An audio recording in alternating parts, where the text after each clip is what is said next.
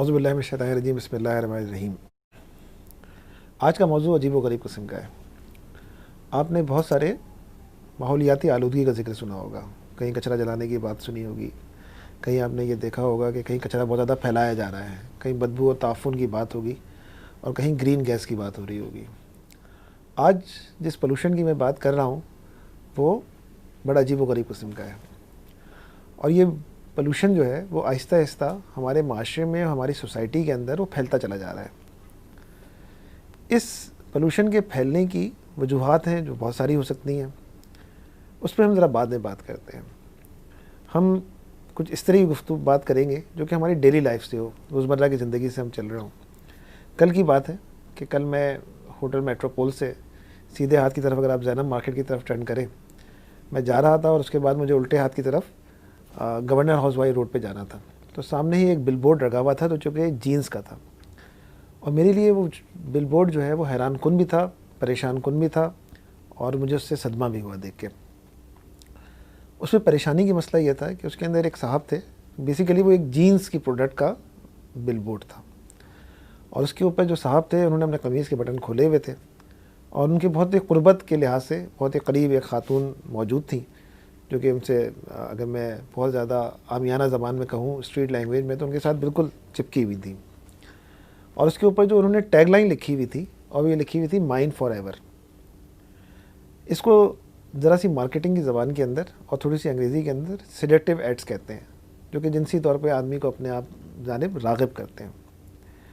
جب یہ میں نے ایڈ دیکھا تو مجھے ایک تو بڑا ایک اور مزیدار قسم کی جو میرے ذہن میں خیال آیا، وہ یہ خیال آیا کہ اس جینس کی جس پروڈکٹ کی وہ قیمتیں ہیں وہ تقریباً 2500 اور 3000 قیمتوں کی پروڈکٹ ہے، جس کے بالکل ساتھ ہی متصل جو ہے زینب مارکیٹ ہے، جہاں سے وہی برانڈ 700 روپے کی مل جاتی ہے، 800 روپے کی مل جاتی ہے، اس جیسی برانڈ، وہ برانڈ تو نہیں یقیناً نہیں ملے گی، لیکن اس جیسی برانڈ 700 یا 800 روپے کی مل جاتی ہے۔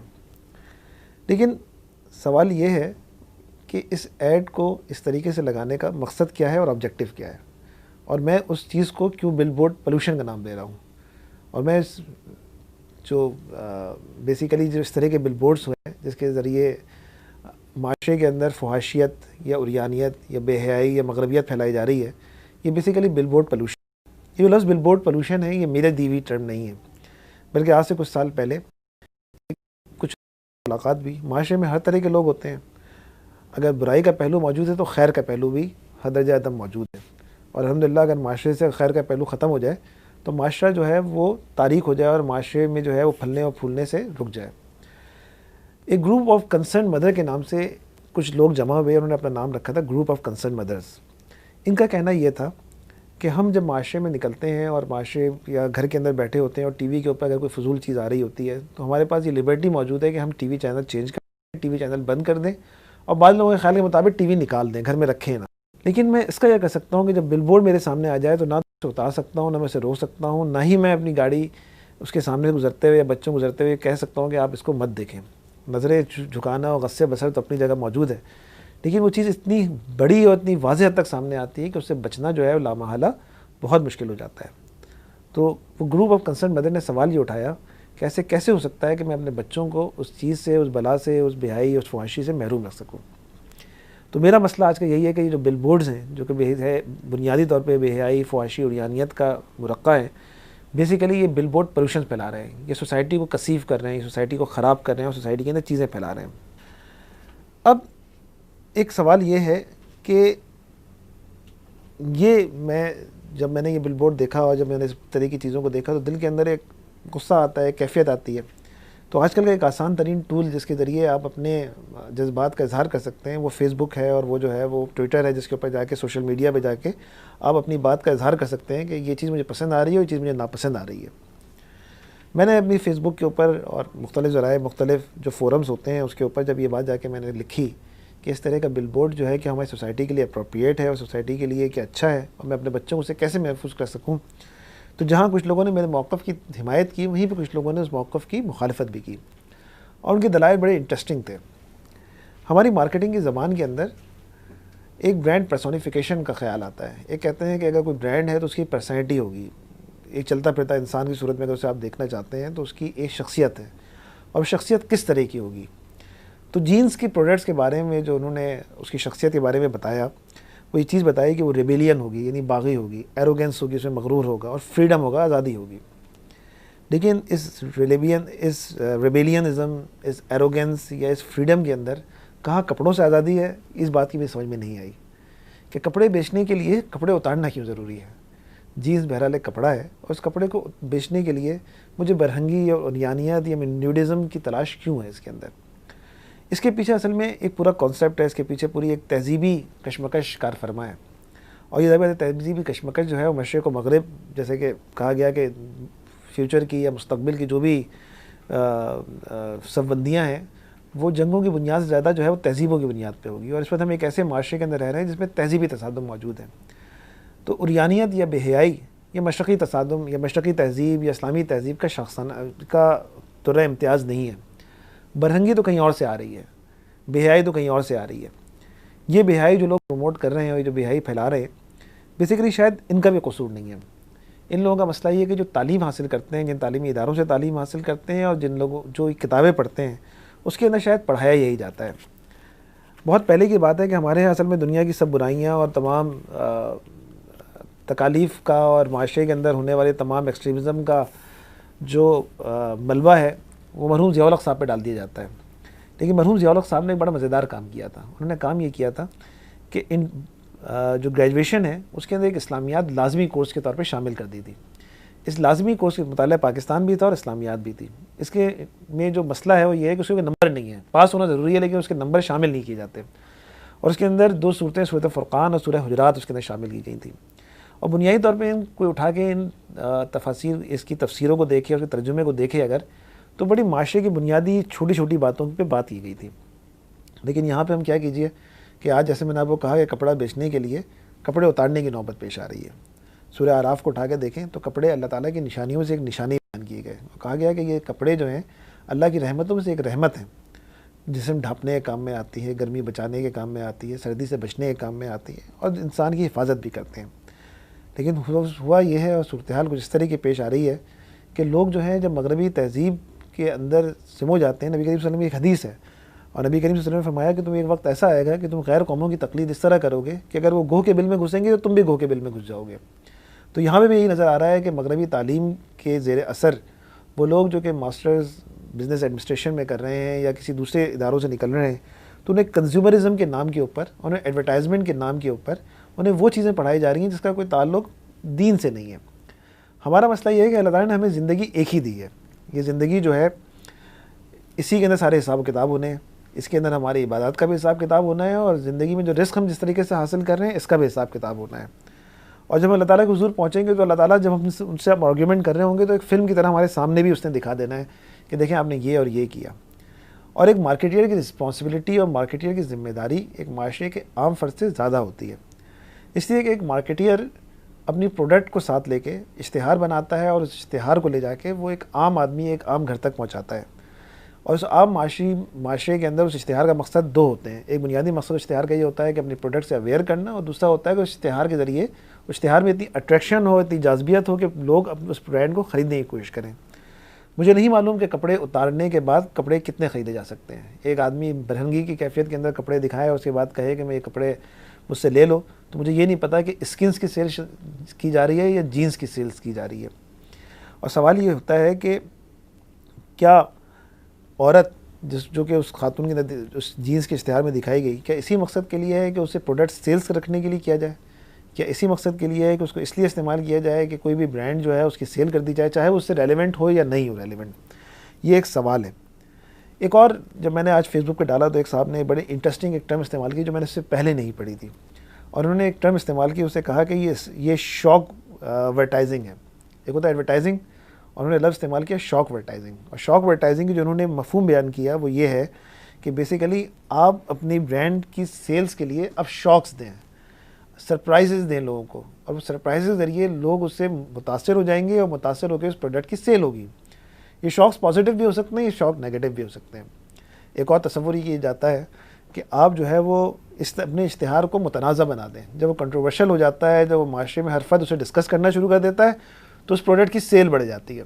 چلے میں آپ کو مثال دیتا ہوں. ایک زمانے میں پچھلے سال ہی عید رمضان کی بات ہے کہ مشہور فلم ایکٹریسز جو کہ برہنہ کیفیت کے اندر جن کی کئی چیزیں آ چکی ہیں، انہوں نے توبہ کے پروگرام سے ایک ٹی وی چینل سے کام کرنا شروع کیا، اور کہا گیا جب اس کے اوپر کرٹیسزم ہوا تو جو چوہدری ہیں مارکیٹنگ کے بڑے اور جو بڑے علامہ ہیں، انہوں نے کہا کہ بھائی اس طرح جو آپ ڈسکس کر رہے ہیں بیسیکلی ہو یہ رہا ہے کہ یہ تو ان کی پروموشن ہو رہی ہے، اور وہ کہتے ہیں یہی پروموشن ہم چاہتے ہیں اس کے اندر۔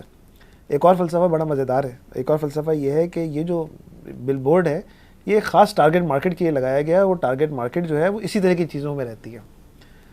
تو کسی کہنے والے نے کہا کہ بھائی ہم اسلامی جمہوریہ پاکستان میں رہتے ہیں، ہم ایسی سوسائٹی میں رہتے ہیں جہاں کی اکثریت 98% 97% لوگ مسلمان ہیں، چاہے وہ کسی بھی کلاس سوشل اکانومک کلاس سے تعلق رکھتے ہوں، چاہے وہ اپر کلاس سے تعلق رکھتے ہوں یا وہ غریب ہوں، وہ سب مسلمان ہیں۔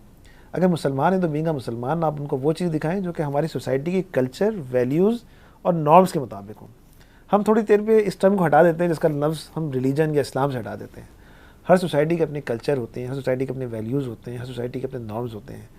ضروری نہیں ہے کہ وہ مسلم یا غیر مسلم ہو، کہ ایسا نہیں ہے کہ مغرب کی اگر آپ ماضی کو اٹھا کے دیکھیں تو وہاں کی عورتیں نیٹ کے نام پہ پردہ کیا کرتی تھیں، وہاں بھی اس طرح فیملی کا پورا کانسیپٹ موجود تھا۔ جو ایک اور سوال یہاں پہ کریٹ ہوتا ہے، جو پیدا ہوتا ہے، وہ سوال یہ ہے کیا ایک برانڈ کی سیل زیادہ امپورٹنٹ ہے یا ایک جو ہے وہ ایک سوسائٹی کے نارم کا تباہ ہو جانا زیادہ بہتر ہے؟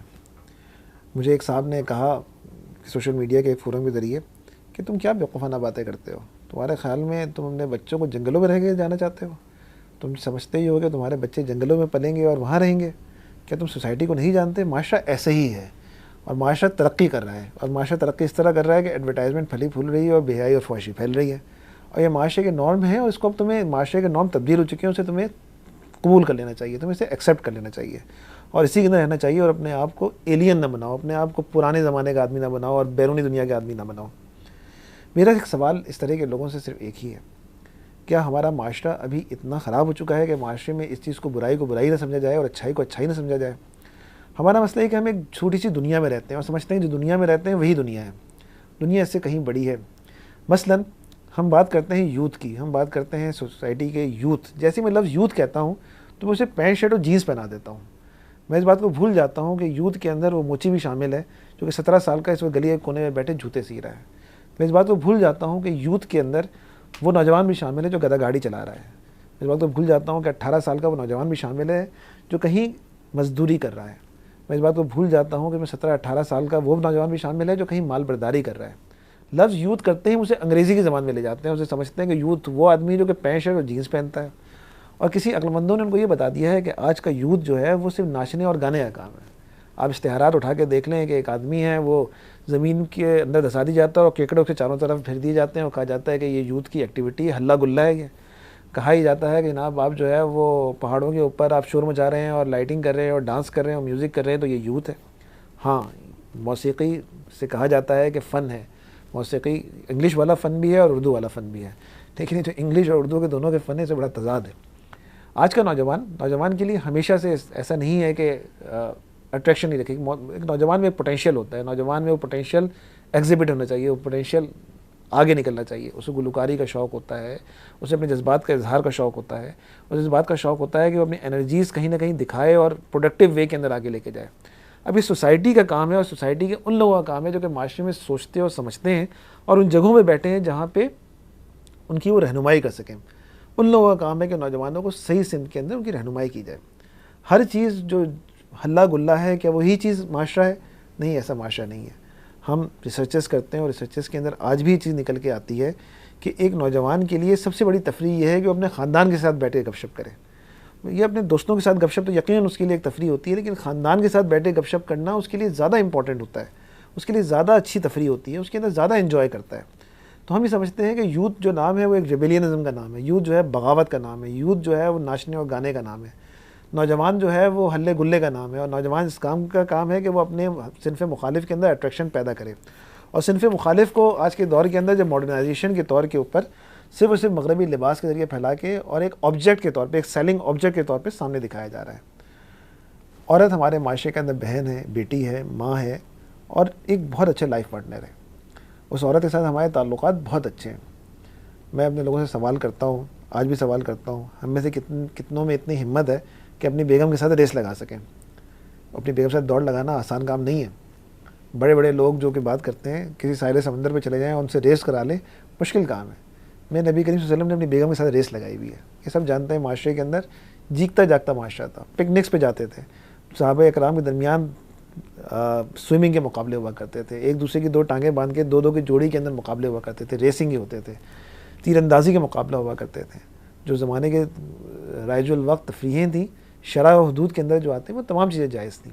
مسئلہ صرف یہ تھا کہ زندگی میری ایک ہی ہے، اس زندگی کے اندر مجھ سے ہر چیز کے بارے میں سوال جواب ہونا ہے. جو میں گفتگو کر رہا ہوں شاید اس کے بارے میں سوال جواب ہونا ہے، جو میں کام کر کے آ رہا ہوں اس کے بارے میں سوال جواب ہونا ہے، اور جو میں نے عبادت کرنی ہے اس کے بارے میں سوال جواب ہونا ہے. زندگی ایک ہی ہے اور اسی زندگی کے ہر پہلو کے بارے میں سوال جواب ہونا ہے. ایسا نہیں ہوتا کہ مارکیٹنگ کے لیے میری ایک زندگی ہے اور میری عام زندگی کے لیے ایک دوسری زندگی ہے. اسی ایک زندگی کے بارے میں سوال ہونا ہے. اللہ تعالیٰ نے قرآن مجید پڑھنے کے لیے دی ہے برکت کے لیے، تو اس کی برکت اپنی جگہ موجود ہے. الف لام میم پڑھ لیں 30 نیکیاں مل گئیں. لیکن اس کے اندر پوری ایک گائیڈنس موجود ہے، ایک معاشرتی گائیڈنس موجود ہے، ایک پوری عمرانی گائیڈنس موجود ہے، اور سوسائٹی کو کس طریقے سے سروائیو کرنا ہے، اور سوسائٹی نے کس طرح پروسیڈ کرنا ہے، اور سوسائٹی نے کس طرح تھرائیو کرنا ہے، وہ تمام گائیڈ لائن اس کے اندر موجود ہے. اس کے اندر بتایا گیا ہے کہ فحاشی پھیلانے والوں کے ساتھ کیا ہوگا، فحاشی کے نگیٹوز کیا ہیں، اور اس کے کیا کیا چیزیں سوسائٹی کو خراب کیا کرتی ہیں، سوسائٹی میں پازیٹیو چیزوں کو کس طرح پھیلانا چاہیے اور کس طریقے سے کمیونیکیٹ کرنا چاہیے. کمیونیکیشن کی اپنی ایک پاور ہے، کمیونیکیشن کی اپنی ایک طاقت ہے. کمیونیکیشن پازیٹیو وے میں ہو، اچھے طریقے سے ہو. کون سی چیزیں جو سوسائٹی میں نہیں چلتی اور کون سی چیزیں سوسائٹی میں نہیں بکتی، ہمارے سامنے ایک نہیں بے شمار ایگزامپلس موجود ہیں. یہ چلیں بل بورڈس کے نام لیتے ہیں کہ جنید جمشید کے دکھائے جانے والے بل بورڈ جو ہم اکثر اوقات راستے میں چلتے ہوئے دیکھتے ہیں، کسی اس سیلنگ آبجیکٹ جسے ہم سیلنگ آبجیکٹس کہہ رہے ہیں اور خاتون کہہ رہے ہیں اور لبرٹی کا نام دیتے ہیں، اس کے بغیر کیا انوویٹیو وے سے نہیں دکھائے گئے؟ یا اس طرح کے اور بہت سارے ہمارے سامنے ایگزامپلس موجود ہیں جو کہ بہت ہی میٹ ون کو دیکھ لیں آپ، میٹ ون کی پروڈکٹس، ان کے ٹی وی کے آپ جو بھی ان کے بل بورڈز ہوتے ہیں، کیا وہ بہت ہی پروڈکٹیو، بہت ہی کمیونیکیشن کے لحاظ سے اپنے تمام برانڈ امیج کو نہیں بتا رہے ہوتے، اور کیا ان کی پروڈکٹ سیل نہیں ہو رہی؟ یہ ہمارے اپنے کانسیپچول پرابلمس ہیں، یہ ہمارے اپنے تصوراتی مسائل ہیں. ہم لوگ سب میں کریٹیو نہیں ہے. Creativity is something different. Creativity نیوڈزم کے اندر کوئی کریٹیوٹی نہیں ہے. یہ جب سے زیادہ میں سلام پیدا ہوئے اور ابھی تک نیوڈزم کے اندر سب نیوڈیٹی ایک ہی ایسی ہوتی ہے. اس کے اندر کوئی کریٹیوٹی نہیں آ سکتی، اس کے اندر کوئی جدیدیت نہیں آ سکتی. بے حیائی، فحاشی اور ریحانی کے اندر کوئی جدیدیت نہیں ہے. یہ جب سے انسان پیدا ہوا ہے فحاشی، بے حیائی، ریحانیت سب ایک ہی طریقے سے ہوتی ہے. اس میں کوئی نئی چیز جدت نہیں ہے. جدت سم تھنگ ڈفرینٹ. وہ اقبال نے کہا تھا کہ ہوئے مدفون دریا زیر دریا تیرنے والے، تماچے موج کے کھاتے تھے جو بن کر گھوڑ نکلے. اور جو عالم ایجاد میں ہو صاحب ایجاد، کرتا ہے شب و روز طواف اس کا زمانہ. انوویٹیو ایج میں انوویٹیو ہونا ہی چیلنج ہے. اور انوویٹیو ایج میں انوویشن یہ نہیں ہوتی کہ اس کے اندر آپ کسی سیلز آبجیکٹیو کو سامنے لا کے رکھ دیا جائے. انوویشن کے دور کے اندر انوویٹیو یہ ہوتی ہے کہ آپ کس طریقے سے، نئے طریقے سے آپ کمیونیکیٹ کریں کہ لوگ آپ کی جانب اٹریکٹ کریں. اٹریکٹ شاید اس طریقے سے بھی ہو سکتے ہیں، لیکن کیا اس کے ساتھ پازیٹیو سینٹیمنٹس ختم ہو جاتے ہیں یا نیگیٹو سینٹیمنٹس ہوتے ہیں؟ مجھے اپنے جاننے والوں میں یہ ہو سکتا ہے جس سوسائٹی میں موو کرتا ہوں اس کے اندر کوئی بھی آدمی اسے اپریشیٹ نہیں کرتا.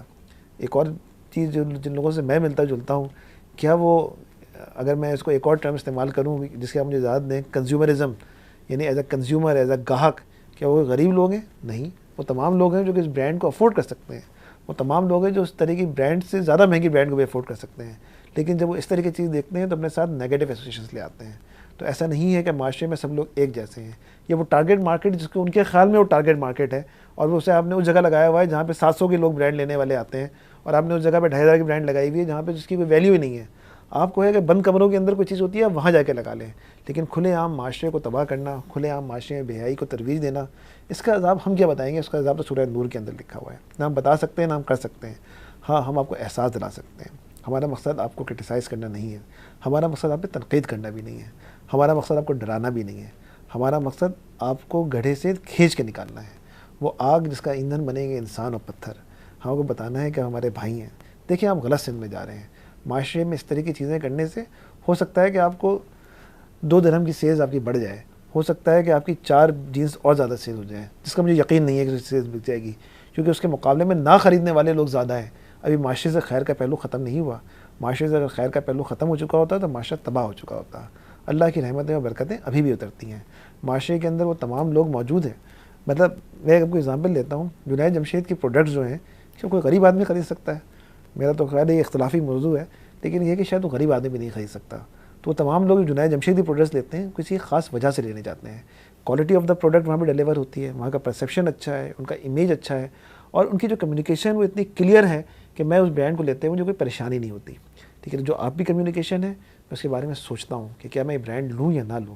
میں نے ایسے سینٹیمنٹس بھی دیکھے جو کہ اس برانڈ کو افورڈ کر سکتے ہیں, اس برانڈ کو خرید سکتے ہیں, اور ایک ایک وقت میں جیسی 3 برانڈس خرید سکتے ہیں, وہ اس کے بارے میں نیگیٹو سینٹیمنٹس رکھتے ہیں.